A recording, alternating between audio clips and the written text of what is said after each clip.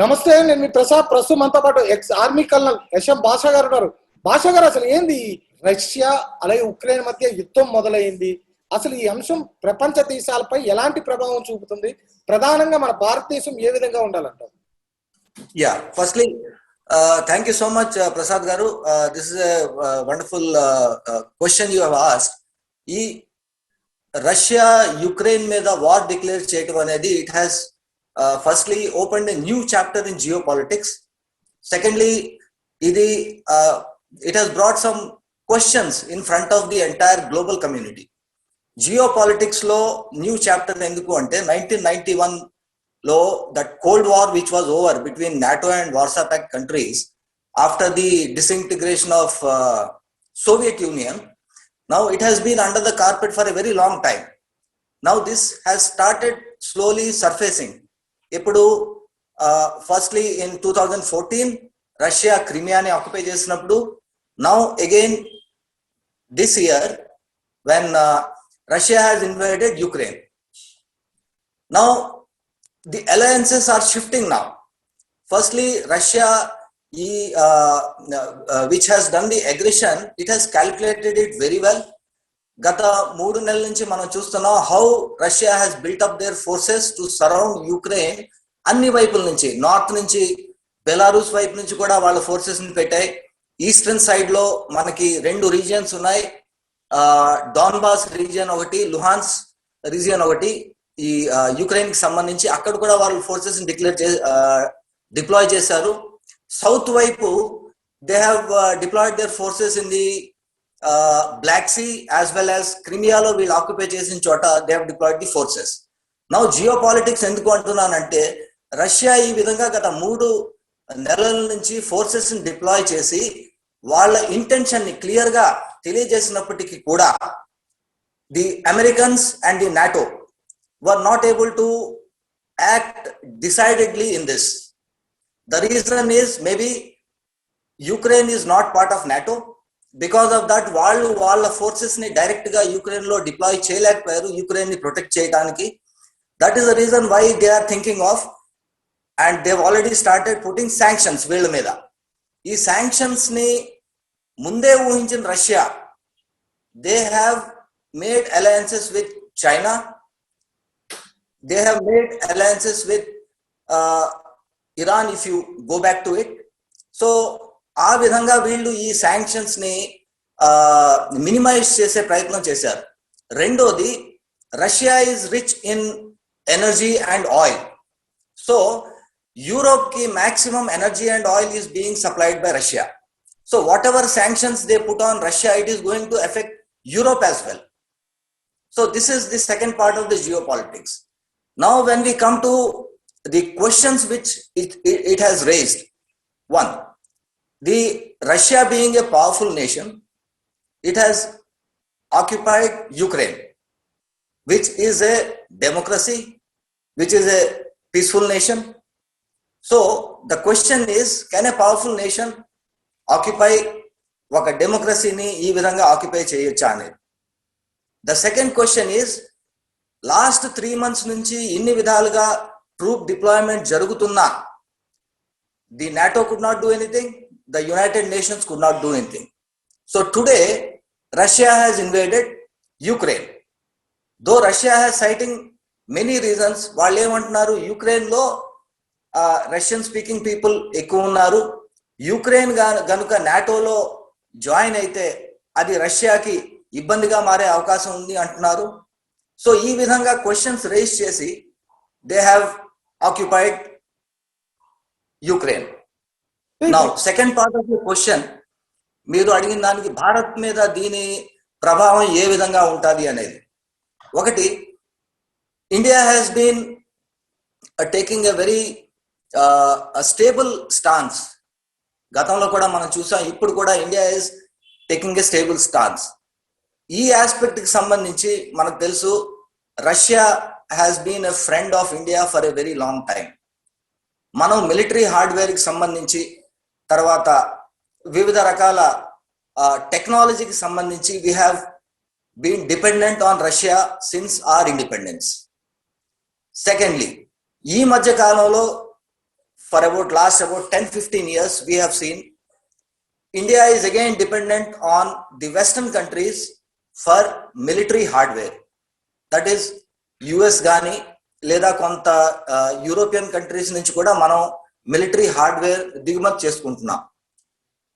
So considering these two things, India ముందు నుంచి కూడా ఈ యుద్ధ వాతావరణాన్ని ఆపాలి, ఈ యుద్ధాన్ని డిప్లొమాటిక్ పద్ధతిలో డిస్కషన్స్ తో ఆపాలి అనేదే their view has been there for a very long time. భాష ఇప్పుడు ఈ అంశాలు యూరోప్ దేశాలు కానీ అమెరికా దేశాలు కానీ మొదటి నుంచి కూడా ఉక్రెయిన్ కి మద్దతు పలుకుతాయని ఉక్రెయిన్ ఎదురు చూసింది. కానీ ఒక్కసారిగా ఎందుకు అమెరికా కానీ యూరోప్ దేశాలు కానీ ఎందుకు సపోర్ట్ చేయలేకపోతున్నాయి? అంటే రష్యాతో మనకెందుకు గొడవ పడడం అనేటువంటి కోణంలోనా, లేదంటే మనం ఎందుకు కొత్తగా శత్రుత్వం పెంచుకోవడం అనేటువంటి కోణంలోనా? No, first thing is Ukraine has been trying to become member of NATO. NATO లో భాగం అవ్వాలి అని యుక్రెయిన్ చాలా కాలం నుంచి ప్రయత్నిస్తుంది. కానీ Russia is trying to stop it.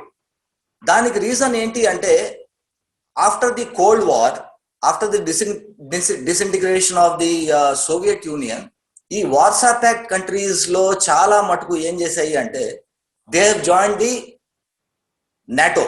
That is Poland కానీ బల్గేరియా కానీ ఈ లిథువేనియా, ఈ అన్ని రిపబ్లిక్స్, చిన్న చిన్న రిపబ్లిక్స్ అన్ని, most of them they join NATO. So దీంతో ఏమైంది అంటే, the buffer between Europe and Russia తగ్గిపోయింది. సో స్ట్రాటజిక్ డెప్త్ అనేది రష్యన్స్ కి తగ్గిపోయింది. Now Ukraine is one country which is very technologically advanced. It has got ఈ కంట్రీలో చాలా రిచ్ మినరల్ రిసోర్సెస్ అవి ఉన్నాయి.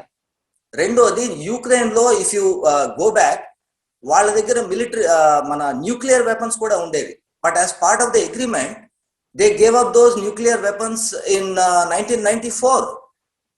So two things which emerge out of this is, Ukraine నాటోలో భాగం కాకపోవడంతో NATO countries are not able to support Ukraine directly. Secondly, వాళ్ళు చేయగలిగింది ఏంటి అంటే, ఇప్పుడు to impose sanctions. Suppose if America and the European countries get involved directly in this war, last about 2 weeks నుంచి when we got the clear intentions of Russia Ukraine ని invite చేయబోతుంది అని చెప్పి క్లియర్ ఇంటెన్షన్స్ వచ్చిన తర్వాత, మీరు మనం గమనించాం, లాస్ట్ వెస్టర్న్ కంట్రీస్ ఏవైతే ఉన్నాయో వాళ్ళు ట్రూప్స్ డిప్లాయ్ చేశారు ఈస్టర్న్ యూరోప్ లో. They have not deployed the troops in Ukraine, they have deployed the troops in Poland and other eastern European countries. Sir, ఈ యుద్ధం మూడో ప్రపంచ యుద్ధానికి దారి తీస్తుంది, మొత్తం అన్ని కూడా కక్కలాగిపోతాయి అనేటువంటి ఒక ప్రచారాన్ని చేస్తున్నారు. అసలు ఎటువంటి దానికి తావే లేదంటారు కదా? You see, there are two aspects. దీనికి again there are two aspects in this. Corona తర్వాత we have seen the entire economy in this world is unstable. So దాని పర్యవసానంగా ఏంటి అంటే, what we can think is, war అయ్యే chances, world war అయ్యే chances తక్కువ ఉన్నాయి అని మనం అనుకోవచ్చు. టుడే ఇఫ్ యూ నోటీస్, ఏదైతే ఈ వివిధ రకాల మూవ్స్ చేస్తున్నారో వీళ్ళు Russian president has given a statement that they are not going to occupy Ukraine. అంటే వీళ్ళు యుక్రెయిన్ మీద యుద్ధం మొదలు పెట్టారు, కానీ he saying they are not going to occupy Ukraine. So that means Ukraine లో ఉన్న మిలిటరీ ఫెసిలిటీస్ ని, వాటిని అన్నిటిని డిస్ట్రాయ్ చేసేసి, యుక్రెయిన్ ని వీకెన్ చేసేసి, then they are going to withdraw from that. One is that. Second thing is, suppose tomorrow there is a meeting of the NATO nations meeting undi repu, dantlo gaani vallu రష్యాని ఎదుర్కోవడానికి if they enter Ukraine, then the repercussions will be totally different, and it may take a different path altogether. ఇది escalate అయ్యే అవకాశం ఉంటుంది అప్పుడు. Sir, అసలు ఐక్యరాజ్య సమితి అసలు ఎందుకు మాట్లాడటం లేదు? రెండు దేశాల మధ్య డైరెక్ట్ వార్ జరుగుతున్నప్పుడు ఐక్యరాజ్య సమితి పిలిపించి మాట్లాడి దీన్ని ఒక పరిష్కారం చూపించాల్సినటువంటి ఐక్యరాజ్య సమితి ఎందుకు ఈ అంశంలో తెరపైకి రావడం లేదు? This is exactly one question which you have raised, which I have raised. నేను స్టార్టింగ్ లో చెప్పినప్పుడు this is one question which has come up. ఈ ఐక్యరాజ్య సమితి అనేది what is their role? They should stop this. కానీ వాళ్ళు చేయలేకపోయారు. అంటే ఐక్యరాజ్య సమితి అనేది is it helpless? Or ఐక్యరాజ్య సమితి అనేది will it act only against weaker nations? Or will it act only against underdeveloped and developing nations? Will it not take any action against developed economies and powerful nations? These are the questions we must ask the United Nations. United Nations is watching and they are only talking. They are not doing anything against Russia by stopping their invasion of Ukraine. Ukraine is helpless today. It's a peaceful country. It is a democratic country. వాళ్ళు ఏ విధమైన what you call రష్యాని poke చేయకుండా ఉన్నా సరే వాళ్ళ మీదకి Russia occupy చేయడం అనేది ఇది it's a very serious issue which the United nations should have done something but till now you have seen nothing is being done. Sir, ప్రపంచ దేశాల్లో ఉన్నటువంటి మిగతా దేశాలన్నీ కూడా రష్యా తప్పు చేస్తున్నప్పుడు తప్పు అని ఎందుకు చెప్పలేకపోతున్నాయి?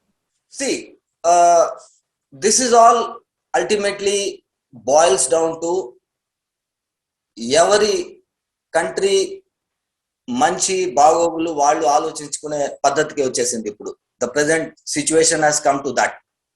So every nation is thinking of its own.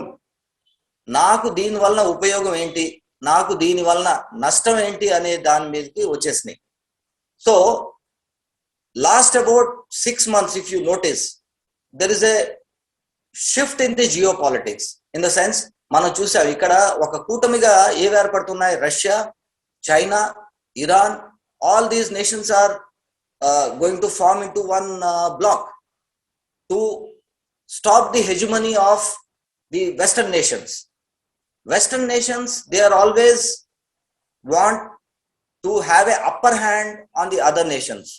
America మనం గమనించినట్లయితే వాళ్ళు సెక్యూరిటీ పరంగా కానీ ట్రేడ్ పరంగా కానీ మొత్తం ప్రపంచాన్ని వాళ్ళ గుప్పిట్లో పెట్టుకునే ప్రయత్నం చేస్తూ ఉంటుంది ఇప్పుడు కూడా. నా ఈ మొత్తం వ్యవహారంలో మనం గమనించినట్లయితే China is very quiet. But quiet గా ఉండి కూడా వాళ్ళు రష్యాకి they have pledged support. They are supporting Russia in the sense they are playing a second fiddle to Russia in this entire aspect. Thank you Bhasha గారు, మీ విలువైన సమయాన్ని కేటాయించినందుకు.